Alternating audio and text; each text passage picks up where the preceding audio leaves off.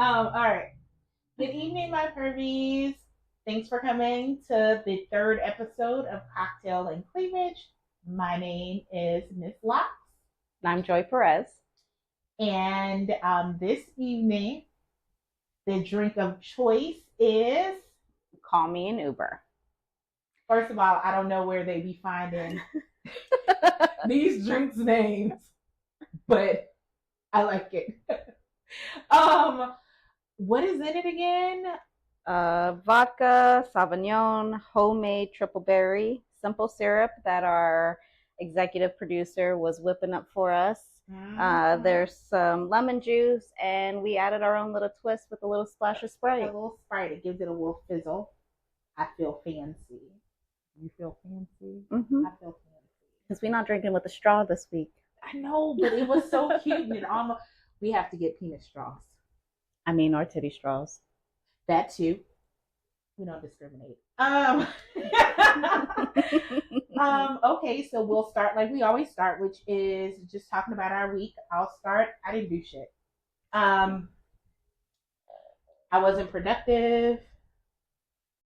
I had a meeting on Sunday. We had a meeting on Sunday. We totally did have a meeting on Sunday. But I don't think I did anything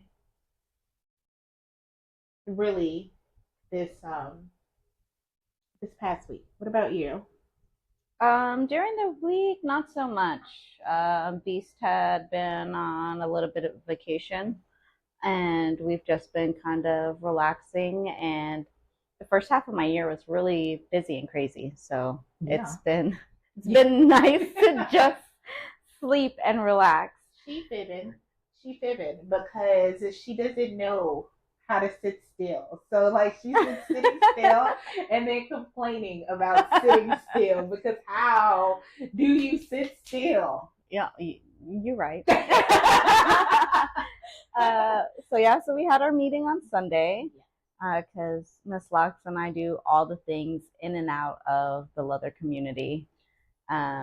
But also we ended the day with some bonding time between Rubble and Beast, and I know I see the face, the smirk, because Miss Locs has been asking to do some stuff, but Rubble had asked. I'm not even gonna be mad. Like it's bonding time, so I'm gonna shut up. But I'm texting him after this. And I would be like, me next. I want to learn all the things. It was kind of really impromptu. Rubble had just asked to do some practicing flogging. Mm-hmm. And I jumped in there because, my right arm is all messed up from all my surgeries. And Beast has been hounding me about learning how to throw a flogger with my left arm. Mm-hmm. So that was quite amusing, trying to figure out how to use my left arm with the finger floggers. I did hit myself a couple of times, brushed my ear. I think I got myself in the eyeball. And at one point, Beast was like, okay, every time you hit yourself, I'm going to hit you. Like, that did not help at all. It totally didn't. Not at all. All it was yay for you, because absolutely not for me. So we did that for a little while, and while I was, after I was done playing, because that's literally all it was for me, because I was laughing so much I couldn't take it seriously. So I just stopped and I was like, yeah, no, I just can't. My left arm is not coordinated at all, not even a little bit. So I bought him for Rubble while she was practicing, so Beast can actually watch her. Mm-hmm. And give her pointers or redirect her on things. And so I was bent over the bed, and I was just looking across the room, and I saw our big black box, and I was like, ooh, fire cup. Right? So Beast got excited because it's been a long time since he's been able to break out the cups. So he fire cupped me, and then he was talking Rubble through it and telling her like all the steps and all the things. And then Rubble got fire cupped. And then she was asking him, like, has he ever been fire cupped? And, he was telling her that he'd only ever put the cups on himself because whenever Beast does something new, he always tries it on himself first. So he knows what it feels like, but he's not actually ever been fire cupped. So he let me top him last night. Yeah, that was and we were like, afterwards we were like looking at each other, and he's like, I think that's the first time I've ever let you top me in anything. I was like, it was. And I was like so happy. I had like this shut-eating grin on my face, and I was like, I think I'm a little wet right now. And Beast was like, well, this will be the only time you ever get to top me, because no, we can't have you this excited. But yeah, no, it was really good. And I think he started working again, and he works crazy hours, and him and Rubble were just talking about trying to make it either like a weekly or a bi-weekly thing where the three of us can just get some playtime in or some practice in, and either end the week or start the week off like that. I'm about to send text to everybody, and I'll be like, oh, y'all said 3, but y'all were missing like 2 people. I need for those 2 people to be like included, and then that way we can do it weekly or bi-weekly as a crew, as a team. I mean, we could totally do that. We could, start the afternoon off with some practice and playtime, and then go into our podcast. I don't see why we can't. Good. Yeah. Ooh.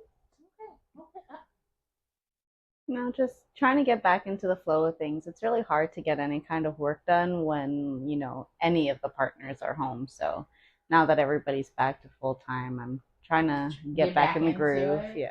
And for me, once again, I'm able to do a little bit more because of my laptop. I didn't know how much I was suffering, y'all. Just doing everything on my phone, but I was able to meet with Shay. That is my new co-admin for CTXT and Beyond. Yeah, shout out to Shay Nanigans. Yes. She's really come into herself this last year and stepping out of her comfort zone and taking on some things. Yes. And I really appreciate the help, because I'm really good in some spaces, not so great in other spaces. And I'm so used to just trying to figure it out on my own. And so not doing it by myself and having someone that I know that I can trust and depend on is super important. So yes, shout out to Shenanigans. I am super excited to have you on board. But we have been working on ideas to like up the engagement in like our Facebook and things of that nature, and just different ideas to just keep it flowing within the group. I'm not as Facebook heavy as everyone else. I'm more FetLife heavy.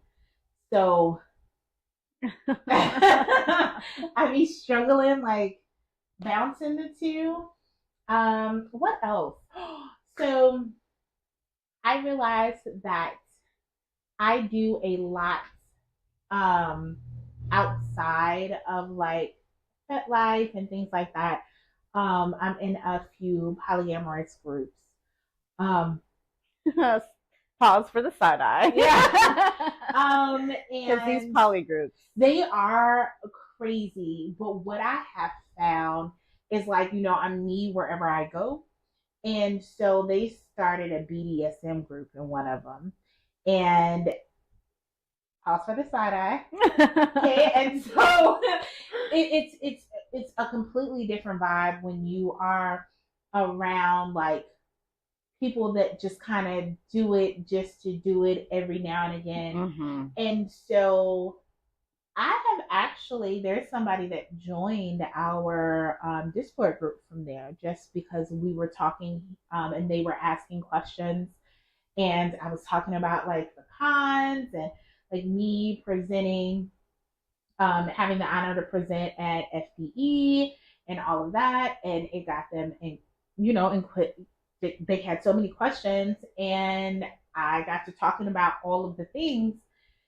And they were like, oh, I'm looking for community. And I was like, oh, well, I run this, Discord group, and there's a lot of just knowledge that's within that group. And so they decided to come. And so I was super excited because I'm like, look at me being weird. Nobody really engages with me except for the people that really want to learn. Because I throw everybody off. And then also me being a D type, all of the men over in that section, and they're like, oh no, I'm a dominant. Side eye. And eye roll. If you say so. So I'm realizing that even in not so kinky spaces, I can still find a purpose. So I'm really excited about that. I was just like, oh, I'm just finding little scragglers. I'm just like bringing them over to the dark side. Like, hey, come over here with us. We have cake. Yeah, so shameless plug. The Central Texas Pride Community Center does the Poly and E&M night on the second Wednesdays of the month here in Killeen, Texas. And I was really excited that my board was really supportive of allowing me the space to start this. Mm-hmm. I've been in Central Texas for almost 18 years. And over the years, I've seen poly groups come and go, whether in person or, on social media. And I think people fail to realize that there is a big difference between vanilla poly and lifestyle poly. And it doesn't really matter what lifestyle, whether it's swinger, kink, leather, every type of poly is different. And like being in regular poly groups or vanilla poly groups, when you talk about hierarchical statuses within the poly relationships, people give you like, oh, that's so unethical. It's toxic. I struggle because when I first started the journey, I was like, oh, let me get all of this information. Let me learn all of these things. Let me pick up all of these books. Right. And I struggled so hard because hierarchical was the only way that I would be open to doing any of this. And then I had to remember, hey, I'm also I'm leather and I'm a dominant. I have to be the head bitch. Like there can't be anybody, I lose interest immediately. But it took me a while to really understand and grasp that concept that it's unethical. I could see it being unethical in a vanilla situation or another. You know what makes it unethical? Consent. Valid point. So when you talk about things being unethical or toxic in a relationship, it's usually because it's not consensual. It's one person forcing this ideas onto other people. When we engage in what we do and when we've set up our relationships, all of these things are pre-negotiated and agreed upon. Correct. That's what makes it ethical. It's because everybody who's involved or is partaking in these relationships are in the know of what's going on, and they're consenting to be a part of these dynamics or relationships. We don't intentionally have a hierarchy. And for a long time, we tried to argue that we weren't hierarchical because of that stigma of it being so toxic or unethical. But when we really sat down and were completely honest with ourselves, we do have a hierarchy. I am owned and collared by Beast.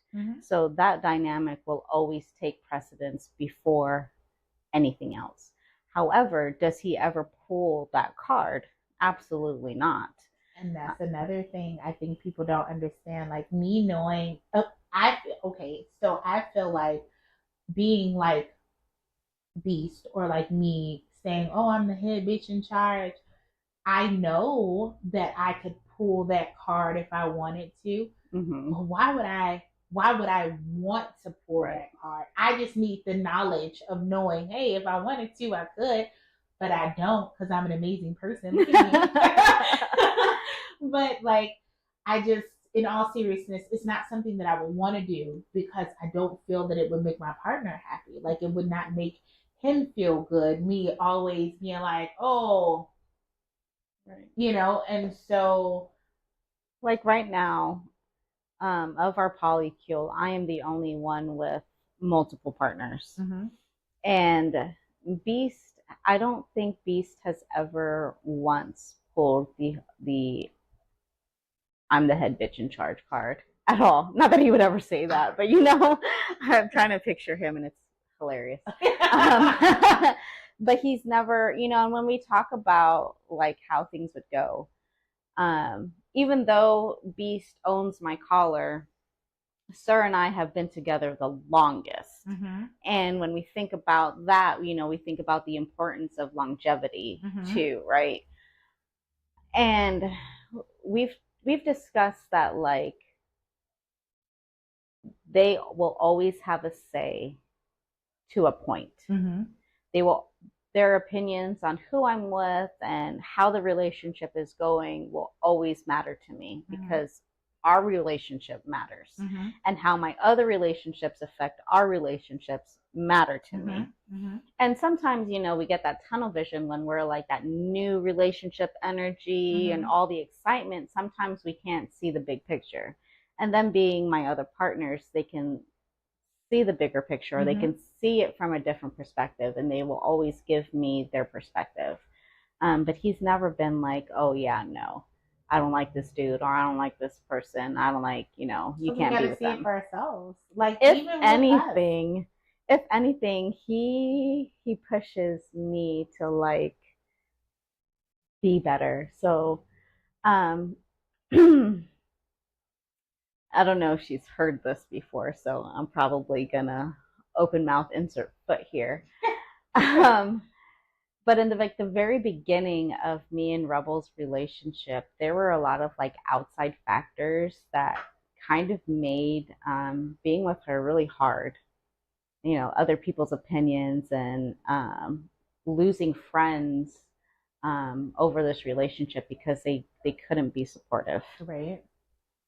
And there were times where I wanted to be like, fuck all this. I'm done. This is too hard. I'm just going to go back to like just the three of us, me, Beast, and Sir.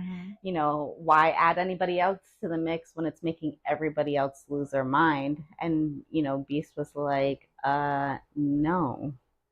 And then we even talked about like his feelings about our relationship because, me and Rubble, like how we interact with each other is very different than how I interact with the guys and even how I interact with anybody else. One, the guys have helped get me to this place of healing where I'm not in like fight or flight mode anymore. I'm not reacting to situations from like a trauma response anymore. They've also helped me heal from past relationships with other women where I'm not like so jaded, leaving, outside baggage or other past relationship baggage at the door. And then she just kind of brings like this softness in me that nobody else has been able to. And it's brought up feelings for both guys. But they've always been like, these are my feelings and these are things that we need to work on together. This is not something that you need to leave her over. And like, that's where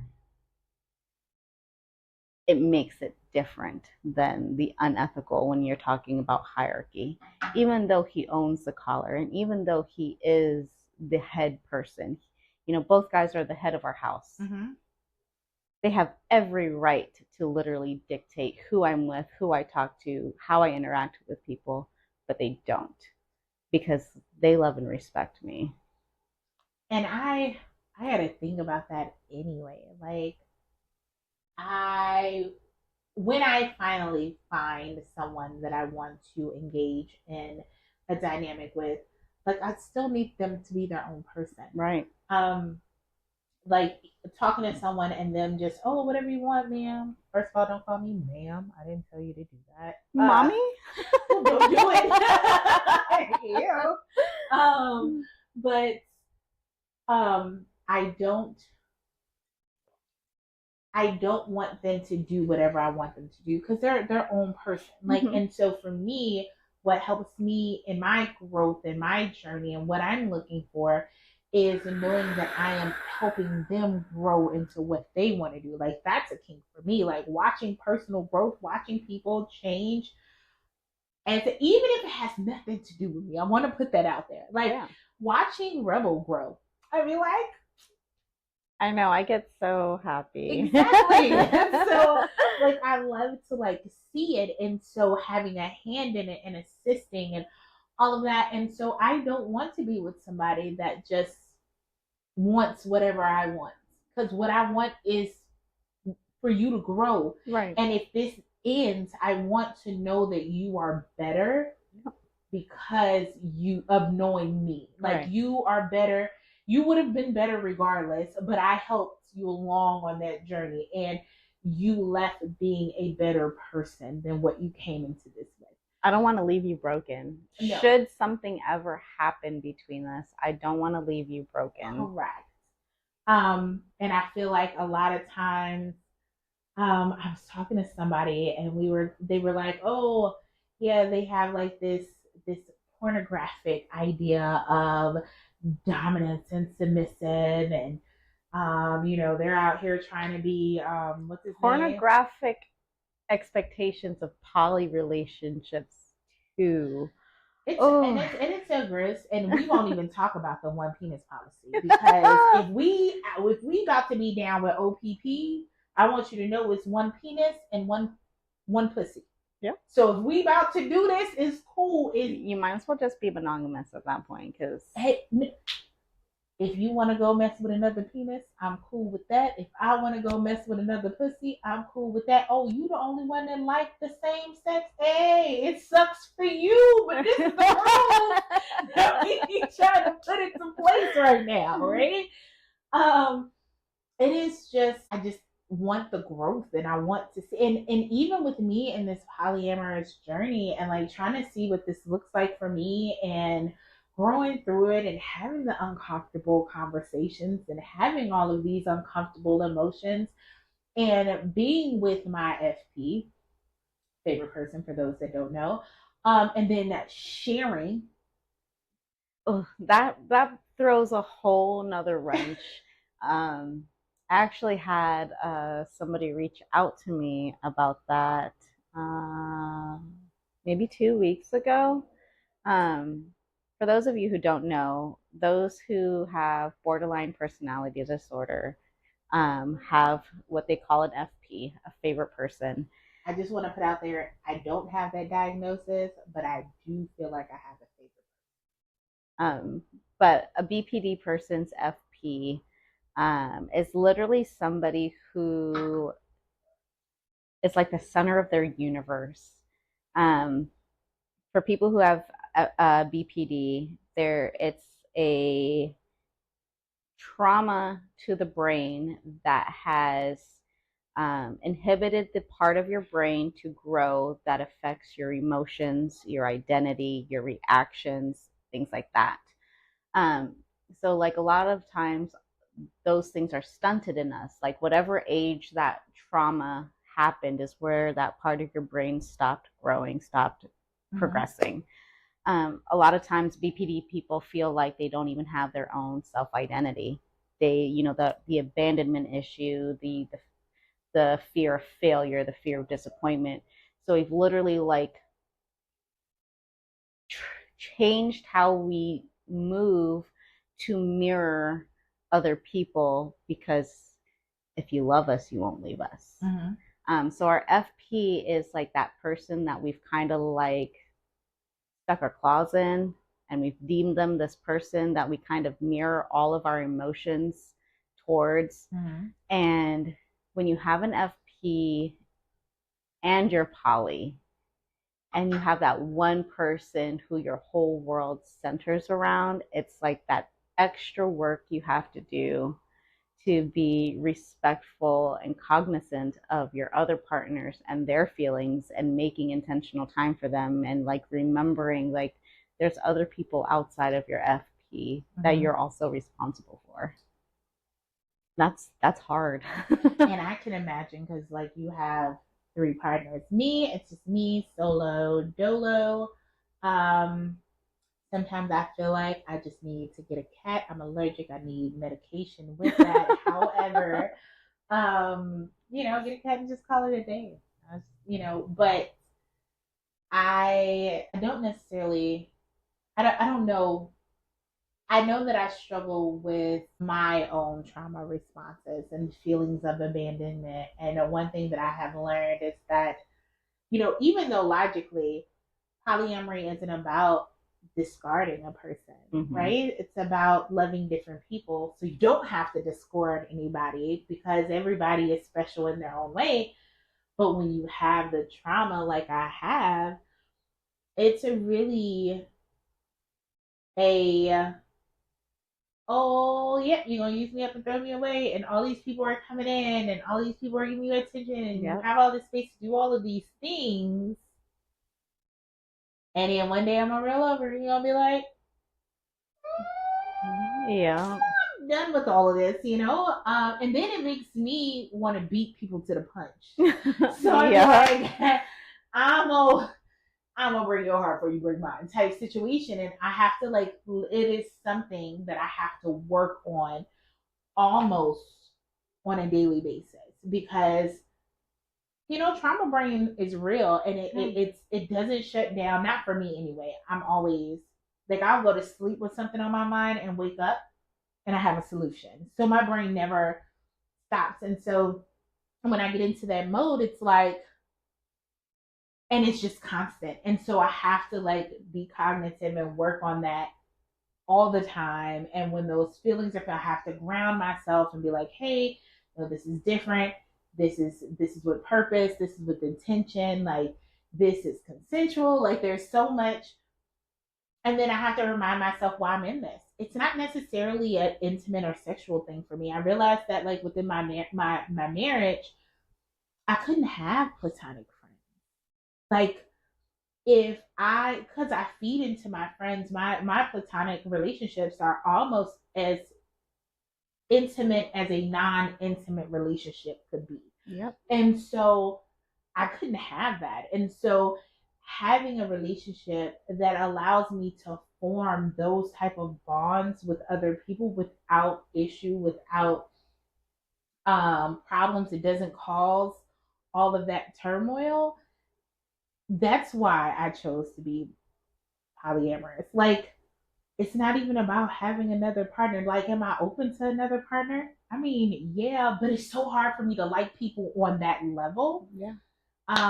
So it's more so I like having the friends that I have and cultivating all of these amazing relationships and doing all of these things. So polyamorous or polyamory is actually defined as the ability to love more than one person. But it doesn't define what type of love. And I think that's where people get caught up on. Yes. I was talking to a friend earlier this week about poly relationships. And I was telling her that I feel like, for me, that is the biggest difference between my monogamous friends and my polyamorous friends, is the understanding of how friendships work. I've noticed that a lot of my poly-minded friends understand that they could have friends and it can be intimate. The interactions can be very intimate and not feel jealous or threatened by those relationships. Whereas my monogamous friends, it's ooh, you're spending a little bit too much time with this person. Why are you telling this person I love you? Because they associate all of these intimate actions with sex. And it's not always that. But I feel like this is a good segue into the topic. Yeah. Let me pull out my handy dandy phone. Feels so amazing saying handy dandy phone. Okay, Steve, with your handy dandy notebook. First of all, did you see the TikTok, Steve? No. I'm gonna have to look it up later. Send me TikTok, Steve. I'm gonna have to look it up and send it to you because I'll be like, okay, come through, clues. I haven't even paid attention to nothing. But anywho, things that I wanted to talk about is the double standard in the lifestyle. So there was a conversation that I had with someone where we were talking about how women are able to explore themselves and everybody's like cheering them on, right? But as soon as a man tries to explore something, it's tragic out here in these streets. And I feel like that is something that needs to be talked about. A great thing, or one of the biggest things that I have found, and I'm speaking as a Black woman from the Black community, it's pegging. Okay, side eye. Okay. So for so many women, Black women, they see pegging as like a demeaning act. It is they tend to see it as like now they're not masculine enough, or now they're gay or bi or something like that, which it shouldn't be that way. Like they're experiencing different things, not to mention their G spot. Y'all know where guys G spots are. Like, so with all of that, I just find it extremely narrow minded to limit men and how they have the ability to explore themselves and what it is that we're trying to do. Like, I just don't feel like people support men as much as they do. It's very much a societal thing, because if you break it down,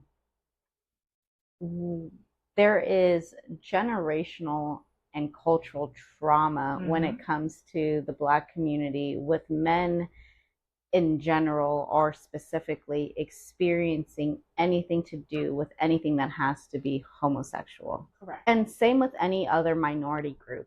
One of the things that I think all of the minority groups fail to realize is that our colonizers treated us all pretty much the same way. How do you break somebody's spirit? How do you get a group of people under control? The tactics didn't change based on race. Where race or where they were. So what was happening to the Black community when it came to those things was happening in other ethnic groups too. But if you want to look at it overall, when you're looking at the white community, I think people forget that the United States was founded by Puritans. All of these great sexual freedoms and, sexual explorations were going on in Europe, and they were very open. And if you actually read real history about the European experiences, many of the monarchs and all of these things, had homosexual relationships. Those who came to the United States didn't believe in those things. They were like super religious people who came to the United States, and that's who formed, the 13 colonies, and that's who formed the government and all of these things. They had these very puritanic views when it comes to like sex and gender and binary terms. So we just watched a movie. It's an old one, Euro Trip. So so like if you've ever seen Euro Trip, when what's his name is talking about going to Europe to get back to his sexual ancestors and the sexual freedom of his ancestors, but it's funny, and in the movie it's comical, however it's true, right? Anywhere else you go in the world that is not so steeped in Christianity or Catholicism is very sexually free, very gender free, very there's not these so tight binary ideas when it comes to gender or sex. And I can see that. And I totally understand like where it came from. I just feel like it's something that we need to be cognitive of, and especially for a community that like calls itself sexual outlaws, right? All of that. And we can't be outlaws, but tell people, hey, we're outlaws. But that, hey, right. Hey, relax.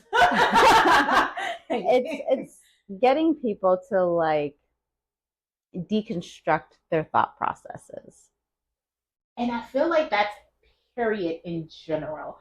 I feel like the deconstruction is continuous. And I feel that a lot of people come into what it is that we're doing and it's very tunnel vision. Yep. And in order for you to like grow and be all of the things that you desire to be and want to be, you have to be able to kind of deconstruct. It is one of those things where it's like, hey, okay, so for me, when I look at things like this, I'm like, okay, so I always change the gender.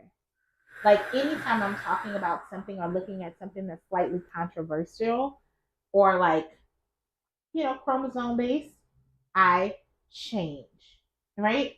Hey, how would it be if I came in and I said, you know what? I really wanted to be slutted out. Let's go get 5 men, 6 women, and let's just see what happens, right? And I don't want to be judged or treated differently once that evening stops, right? Nobody would bat an eye. No one would bat an eye. It's sexual freedom. That's great. A guy says, hey, I've been looking, I've been researching, I'm really interested in Peggin. I'm really interested in this. To then have people that are like, oh yeah, no, freedom, and that's great. And then as soon as that person participates in it, then you can't view him the same. If we switch that, it'd be wrong, it'd be controlling, it'd be misogyny. It's no different with it's misogyny. Like it's patriarchy. It's all of these things, and it's like we have to deconstruct that mindset because it doesn't allow for our men to really embrace. We want them to have emotional intelligence without being emotional.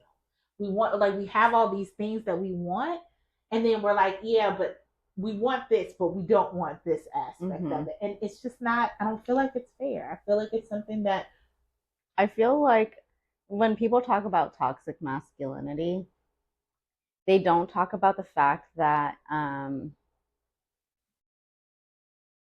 AFAB women have a lot of toxic masculinity ideals too.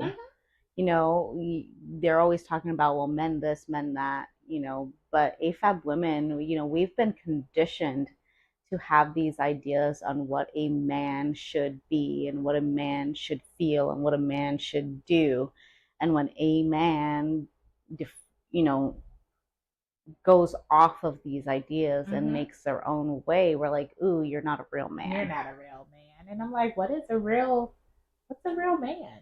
I mean, like, I feel like everybody's definition is probably different. And I definitely, like, the manly man aspect of things it don't work over here. It doesn't make my lady bits tingle. Like, I mean, Sir is queer.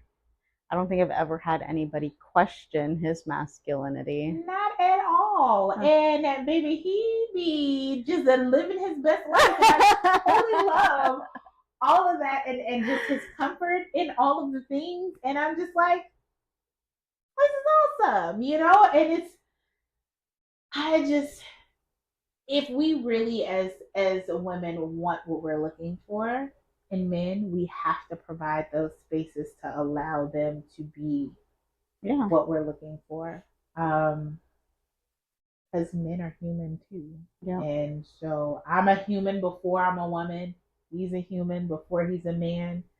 And it's important to allow space for people to just exist and feel all of the feelings and do all of the things and not be judged as long as it's legal. I want to make sure that I put that out there because I feel like it's not illegal if you don't get caught. Don't take my advice. Disclaimer. But while we're talking about double standards, let that not be the only one we talk about. You know, we had a great conversation a little bit. We kind of touched on it yesterday on the way to our meeting.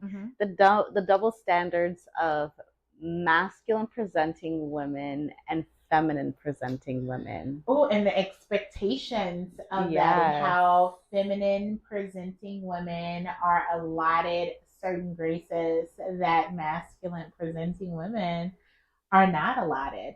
I don't see nobody walking around and running to open the door for mass presenting women, but there's still women. I mean, let's ask our live audience, Rubble. How would you feel if somebody opened the door for you? Has anybody ever opened the door for you?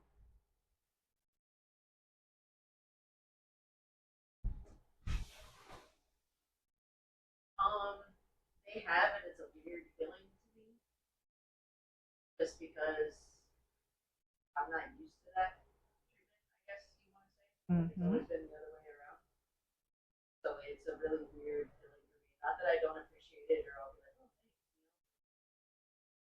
I'm about to open every one of her doors. She gonna get in the car and be like, hold on, please. I'm opening the door for you. Don't you touch it. She gonna fight me. Not like that it's not appreciated, like sure, you know, but it's a weird feeling for me. That makes sense. Oh yeah, no. Because you're not accustomed to it. It's something that's not normally allotted to you. Yeah. And so there's no way I wasn't accustomed to it until I started dating Ty, and he was like, stop touching the damn doors. And I was just, and there's still times where I'll touch my bad, you know, but it is foreign when it is something that you are just really unaccustomed to. And I just feel like for me, it was the people that I was dating at that particular point of time. But I feel like for you, it's because of how you present. I mean, like through our like dating journey, I remember the first time I bought her flowers, or the first time I called her pretty, and she just kind of gave me this weird look, and I was like, has nobody ever called you pretty, or has nobody ever like bought you flowers? And she was like, no, I'm always the one doing it. And I'm like, but you're still a woman. And I think for her, like, well, let me not put words in her mouth. Like, how did that make you feel being treated like a woman in this relationship? It's foreign still, but it's appreciated. And like, even though I am mask presenting and I choose to wear men's clothes because that's what makes me feel comfortable, at the end of the day, I'm still a woman, right? I don't want to be a man. I don't want any of those things, and I never portrayed myself to be that way. It's just that this is the way that I feel comfortable being this way, or whatever I choose to wear, all the things. And so it's different, but I appreciated it, and I kind of liked it in the same token for like what it meant for you doing it for me. If that makes any, you know, any kind of sense to that. Yeah, at the end of the day, I am still a woman, and certain things like I do like treated as such. Y'all see her cheesing, right? And she was over here cheesing the whole time. I know y'all saw it. That's what love looks like.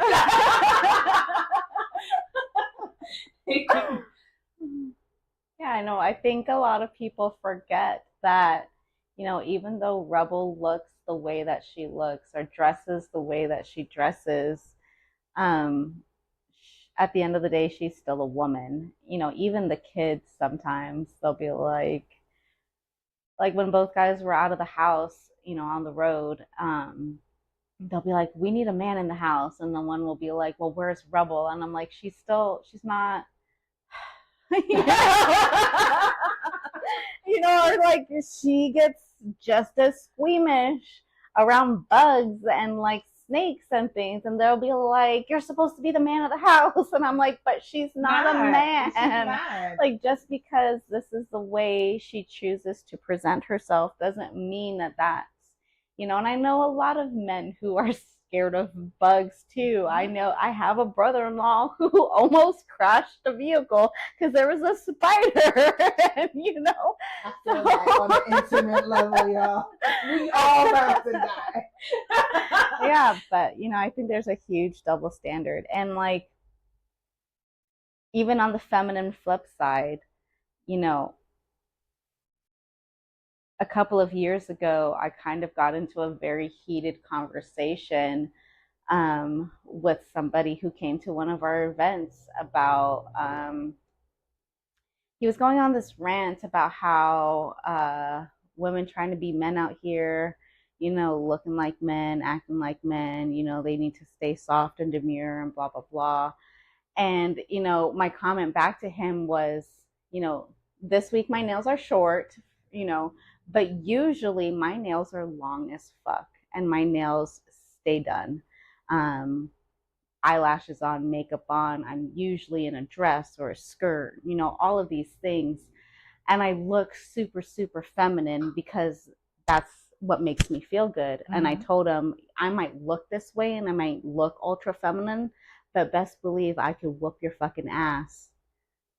Don't talk to me sideways, because your ideas of women, you know, that's not what it is. It's not. I know women who will beat you in 6-inch heels and bat their eyelashes at you while you're bleeding on the ground. Don't play. Mm-hmm. You know, and then I know women who like to wear men's clothing and, you know, are very, very soft. Like if you looked at Rubble, you know, Rubble's covered in tattoos. Her ears are gauged. She wears men clothing. She is not a super sadistic, hard dominant at all. Mm-hmm. She's very sensual. She's very soft. Does she have her moments where she'll even put me in my place? Yes. And my jaw will drop and I'll be like, don't talk to me like that. You know, but she, you know, but 95% of the time, she's a very nurturing, loving, soft person. But that's not what people see, because all they see is the masculine presentingness of her.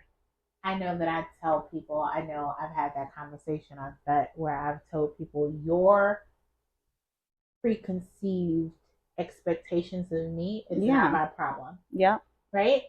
You don't have a right to take your expectation and throw it on me and then get mad at me because I don't meet the expectations that you supplied to me without knowing who I am. Yeah. And I feel that a lot of people move from that space. A lot of people have their preconceived notions, their preconceived expectations, and then they're like, you're not meeting my expectations and I'm not understanding, because they were yours. Yeah. That was never who I was. And how dare you come in and tell me who I'm supposed to be to fit whatever fantasy or expectation that you have. So that's the thing. Y'all need to fucking do better. So while we're at it, I had a conversation. I made a post mm-hmm. about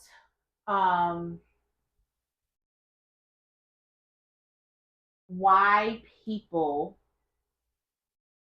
are so quick to put themselves into a category or label themselves or supply themselves a role when they're still exploring, when they're still undecided, when they're still evolving, when those are all valid topics. And there was a young lady that came onto the post and talked about how she was told that she has, you know, a dominant personality. You know, she was like, but she never identified as dominant. She was like, and then she said, down and thought about, oh, I don't really feel like I'm a switch either. Like, I don't feel like I'm any of these things. And my comment to her was really to tell her that, first of all, nobody can tell you what dominance looks like for you, because dominance for everybody looks different. My dominance doesn't look like Beast dominance. That doesn't look like Bear or Johan's, dominance. None of that. So with that being the case, no one can come and tell me I'm not dominant. Right. Right? So that's number one. And number two, I told her it's okay to not be interested in the fucking power exchange at all. You are still valid in this lifestyle that we live in, this community in BDSM. If you don't want to be in a fucking power exchange, that is not a requirement. You do not have to be a dominant or a submissive or a switch or a slave. You don't have to. None of that shit has to appeal to you. Like, you can literally just want to indulge in pleasure or whatever the case may be. Like, it does not have, there's so much out here. And I feel like people come in and they have this notion that they have to fit into these boxes, and you don't. And I feel like we don't have enough conversations about that, because when we talk about leather and we talk about, all of this, like, it's very much power exchange. Topping is a valid thing. Bottoming is a valid thing. I have talked to people and they say, you know what? I don't have the spoons to be a dominant. And I feel like people got to understand what the difference between being a dominant and being a top is. Both valid topic, valid titles, right? But being a dominant, it is literally it's like a contractual agreement. You're taking on the role or a role, and this is a continuous situation. You don't get like, oh yeah, we do this on Monday and Friday and leap year. You know what I mean? Like, that's not how it works. And so with topping, it's just about scenes, and you're able to create this scene, you're able to do all of this, and then boop, it stays at that, and you go on about your business. I just feel like there's a lot of pressure for people to be things that they are not. And I need for people to understand that you left the vanilla side to come over here to find things about yourself. And so to do all of those things and then come over here and try to shove yourself in a box that doesn't fit or align with you is unfair to you. Right. So I think I was looking something up. That's why I was looking down. But I feel like part of that is the community's fault. I feel like we put so much expectation or so much emphasis on the authority or the power exchange relationships, right? Because no shade, because I am an event producer and we do it too. I just haven't really quite figured out how to make these changes or have these conversations. But like when you go to events, or you go to places, or like when you come to our event, you have a dominance roundtable, you have a submissives roundtable, you have a switches roundtable. A lot of the educational classes are geared towards MS or DS. And even if it's not authority or power exchange based class, the verbiage and the language when talking about things, it's MS or DS or top, or not even top or bottom, because that's entirely different, but it's like dominant, submissive, slave, master, slave. We put so much emphasis on these things. I feel like for those coming in, it's almost like this pressure that they have to figure out who they are right away so they know where they belong or where they can go. You even look at the contests. You have the power exchange contest, the master slave title contest, the power exchange title contest, which kind of makes me really happy to see more things like the boot black contest, or the handler and pup contest, or even the person of leather contest. What I was just looking up a minute ago was the Person of Leather. So Heartland Person of Leather is a contest that's local to us out of Austin. And when you look up their eligibility requirements, it's a person of leather and 21 years of age. It is not you have to be a slave or you have to be a master or you have to engage in authority exchange. I think we need to go back to the basics and remind ourselves that if you don't identify as a dominant or master, if you don't identify as an S type, it doesn't make you any less kinky. It doesn't make you any less leather. Not at all. We all have a space here. Yep. And it those of us who are educators, those of us who are event producers, we really need to start changing the language of what we're doing to make sure that we are not doing harm to our community, because I feel like that's kind of what's been happening. You see all of these new people coming in and they're misidentifying themselves because right off their bat, they're choosing something without taking the time to really explore and learn who they are. You're coming into something that's entirely new, completely foreign. You're having to literally deconstruct your whole mindset from mainstream. And then in the process of doing that, choosing an identifier, how can you really know what you are when you're still trying to unlearn who you were? I think that that's valid. I know that for me, and I remember this really well because I'm not that far removed. I've been at this for about 5 years, and I have identified as leather for the last year and a half, maybe. But one of my struggles coming in is the preconceived notions of what a dominant woman looked like, how they acted, how they were viewed, and I was like, oh, y'all want me in all that leather, and then I got, how am I gonna 7-inch stilettos? And I'm fat, and my knees are bad, and you want me to slide that shit up, and now it's gonna be like a sauna suit. I'm gonna look like a penguin.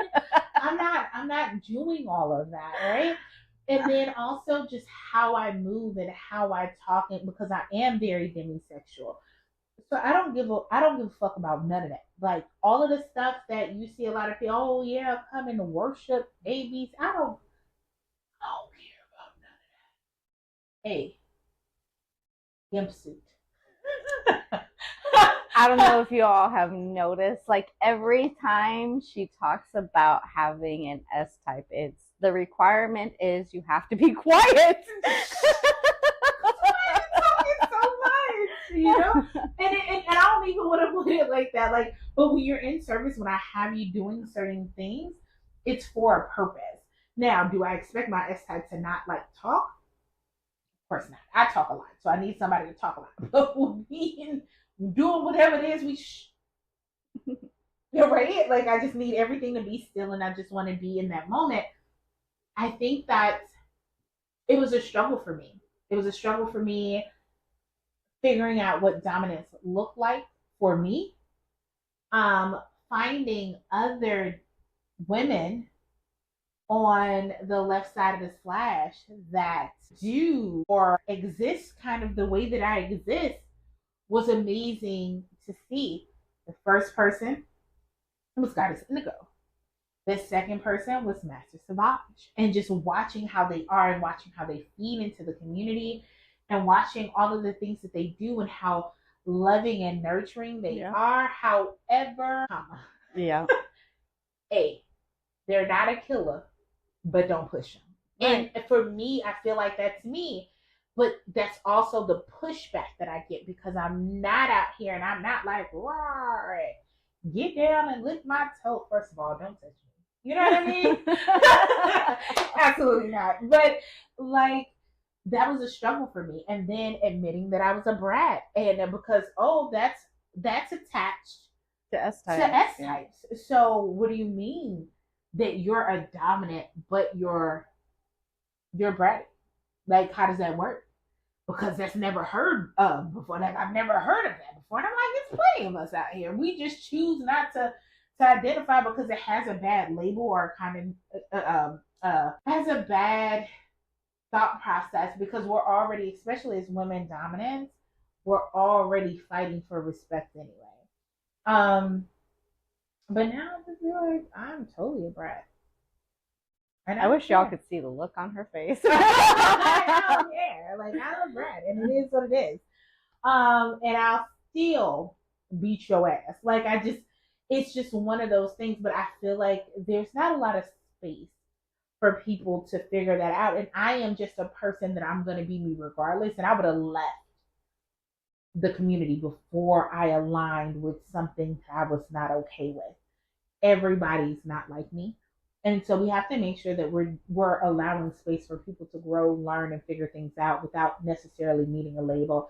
And understanding that having a power exchange dynamic or being interested in a power exchange dynamic should not be a requirement for being within the next thing we are gonna do is we're gonna do our burn book. And I had so many things to go through, and I was like, oh, I was gonna do this comment on my post, but I decided to do this amazing little email I got. So I'm gonna read it. Do you want me to be the person? Okay, yeah, let's read this back and forth. Okay, hold on. Hold on. Did I send it to you? No, you didn't send it to me. I'm gonna screenshot it. Okay. I'm gonna play the creepy guy. Dun, dun, dun. I'm so excited about the creepy guy. Like I never thought about roleplay. Now I'm excited. It's gonna be a new thing. Activated. Okay. So this was the beginning. That was the very first message. Okay, so here we go. Ready? Very first message. Booty rubs? That's what was stated. Well, these big hands are skilled and can accomplish that task for you. Yeah. Who said I needed volunteers, especially from unknown faceless profiles? Your ugly ass did the moment you posted it. Stop feeling entitled. That's literally what I did when he called me ugly. Just bitch your mama. I said, look, laugh my fucking ass off. Oh, no, I'm ugly, poor tink. And your lame ass couldn't even get play from the ugly chick, huh? Want to talk about it? Talk about what? You being more humble and putting the big pretty titties on my chest after enduring your massages? Laugh my fucking ass off. No, let's talk about how your sorry pictureless ass gets no play hiding behind memes, but got the nerve to try and humble someone that's pulling the women you can't. I'm sure it's a blow to your ego. So then he's like frantically typing, right? I have a kink for blocking people in the middle of like them typing. Like I'll sit and I'll wait, then I'll see them like typing and then stopping and then typing and then stopping, and then I'll hit block, and it does something to my soul. Like real life, it does something to me. Like I just want to go in and be like, hey babe, you want me to suck your dick? Oh no. Yes, it is amazing. It's like the best feeling ever. So, but yeah, so let's talk about this. Like I don't understand the purpose of engaging with someone. I'm trolling this person's profile right now, just so y'all know. See nothing. It was literally one picture, which is kind of cringe because it's a graphic of a woman writing a man's face while she's gripping his dick. Again, it's like a drawn graphic with the caption, "Can you keep a secret?" So like for me, that was already cringe. Like what? My folks be out here weird. It doesn't make a lot of sense to me, to be completely honest, because of what makes you feel that you, out of all people, are the person that I want to volunteer to rub my ass. You don't have no picture. Your profile ain't filled out. Your engagement is questionable. And then when I'm like, why would I want to talk to a faceless profile? I wasn't even rude realistically, because I can be extremely rude, but I wasn't even rude. And to come in and be like, oh, and you ugly and you need to humble yourself. But you don't have no picture up though. Like I realized that this site is an adult site and there's titties and ass and poom poom and dicks everywhere. Mm-hmm. However, contrary to popular belief, it is not a dating and a hookup site. It's literally supposed to be a kinky social media site, kind of like a kinky Facebook. And that people like really do that. There was I know, that's why I brought it up. My homegirl posted something, and this woman was like, well, if you're not looking to meet anybody, why are you even on here? So I can post my titties and not get banned like on Facebook. On Facebook, like let me be great. Right. But it's crazy because this is a space where everybody cultivates their own space. So if her space is saying I am here to post pictures, hold conversations, and that's it, and I'm uninterested in meeting any of y'all weird asses, that's what she means. Mm-hmm. That means you go and you find some weird people to meet. She doesn't have anything up in regards to like where her location is. She don't want you to know what her location is. So if the location is Antarctica, why would you get into her inbox as a stranger and say, where you located? So where you located? Or I've had people be like, oh, I'm here, but I travel to Texas and I want us to, bitch, no one asked you. No one asked you. Like, that really blows me. Like you're doing me a favor. You are jumping into a random person inbox, offering unsolicited dick or pussy, because I've had both. It's both weird. I treat them both the same. But then I'm the problem. Because you're giving, I don't get ass on a regular basis. So hello, random person that I haven't video chatted with or seen or had no conversation with. So has your inbox blown up more in the last couple months than usual? It's about the same. It is about the same for me. It's actually calm. I feel like people, even though I have like such a crazy amount of people following me, because I publicly cuss people out, they tend to not as much. It's normally new followers and things like that that'll jump in my inbox.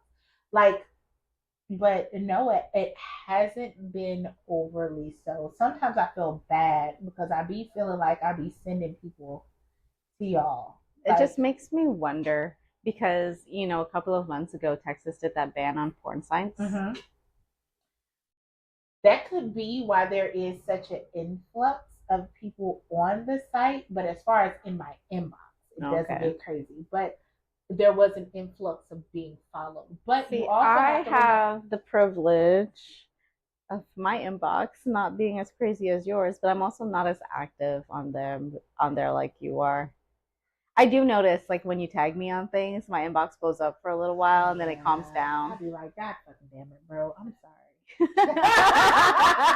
I used to have somebody to be like, hey, stop talking to me on this day. Because every time you say something to me, just the weirdos come. And I'd be like, I can't help that the weirdos be following me. She secretly likes the attention as long as you stay out of her inbox and be respectful. I love conversation. I love talking to people. I love engaging.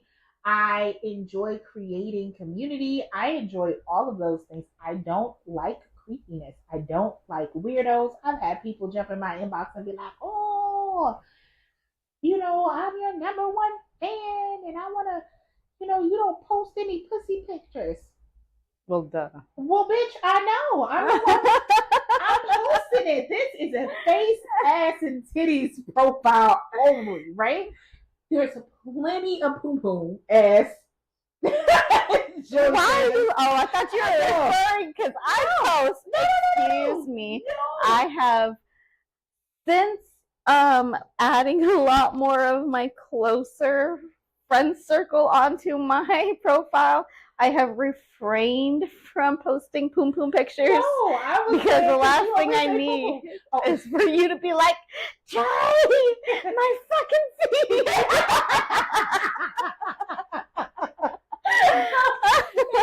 No, I feel like it's so much. Matter of fact, my most traumatic, it wasn't poom poom. My most traumatic thing was a gaping asshole. Whatever you need that can provide, right? I just feel like people get caught up with the fact that they can have access, or they feel like they get access to people, and so then they have a sense of entitlement. Yeah. And I like to ask guys, I mean, like, do you find me attractive? They'll be like, oh, yeah, I find you attractive. I said, do you think you're the only person that find me attractive? Oh, no. So what are you doing to make yourself stand out? Silence. No, don't get quiet now. Like, this is a valid question. This is a teachable moment. What are you doing to stand out and be different than other people? All of that. Because don't do it. Because have you seen us? I mean, we can have the cream of the crop. So why? And I just want to let people know that my fatness don't stop nothing over here. So don't ever get it twisted, because people will be like, "Oh, you fat anyway." I am, and I bet you I'm better than your baby mama. So, but anyway, I feel like we've talked for like quite some time. We got like, it's dark outside now. So I want to take a moment to thank you guys once again for coming to the third episode of Cocktales Cleavage. Hopefully you guys are really enjoying it. Remember that we have an email. So if you guys are looking for specific topics, or you want to share your inbox as well, you can feel free to do so.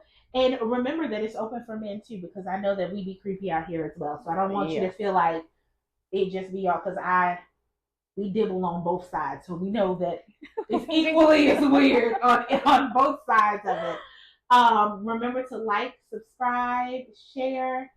And thanks so much for coming to see us. Good night, y'all. Good night.